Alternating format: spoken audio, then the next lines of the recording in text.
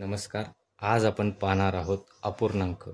अपूर्णांकामध्ये बेरीज व वजाबाकी त्यातला टाईप पहिला जो आहे तो असा आहे की जेव्हा अपूर्णांकाचा पाया हा समान असतो किंवा ज्याला आपण छेद म्हणतो, जेव्हा अपूर्णांकाचा छेद समान असतो तेव्हा ते गणित कसं सोडवायचं असतं. या ठिकाणी इथे एक गणित आहे, त्याचा पाया जो आहे समान आहे.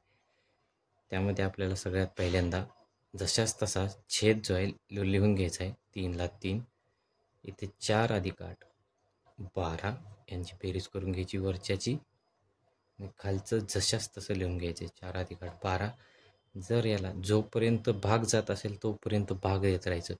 3 एक 3, 3 चौक 12, 4 छेद 1, 1 म्हणजे काही नसतं. उत्तर आहे 4. Final answer. यामध्ये पुढचा टाईप जो आहे त्यात फक्त असं असतं की जेव्हा चिन्ह वेगळं असतं, हा नियम तुम्ही लक्षात ठेवा.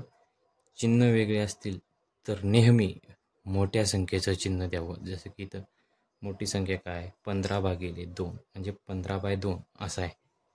तर या ठिकाणी आता हे गणित सोडवताना पाया समान असताना नेहमी एक गोष्ट लक्षात ठेवायचं की पाया जशाच तसा लिहून घ्यायचा अगोदर. 2 प्लस मायनस काय होतं, मायनस होतं. ही एक गोष्ट नेहमी लक्षात ठेवायची की प्लस इंटू मायनस हे नेहमी मायनस होत असतं. हे इक्वेशन कायम लक्षात ठेवायचं. या ठिकाणी 15मधून 5 गेले, 10 राहिले. नियम काय, मोठ्या संख्येचं चिन्ह द्यायचं आहे.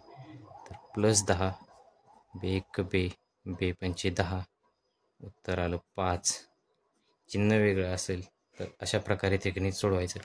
या ठिकाणी आणखीन एक गणित आपण सरावासाठी घेऊ. यामध्ये अगोदर पहिला नियम पाया जशाच तसा लिहून घ्यायचा. छेद जो आहे आपला तो तर +11 काही नाही म्हणजे प्लस असतो आणि -32.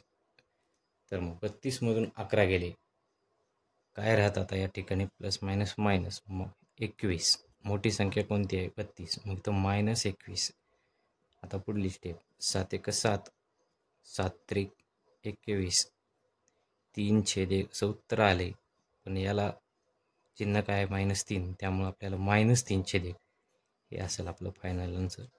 अशाच प्रकारे ते टाईप 1 जो आहे पाया समान असताना अपूर्णांक कसा सोडवायचा ते आपण बघितलं.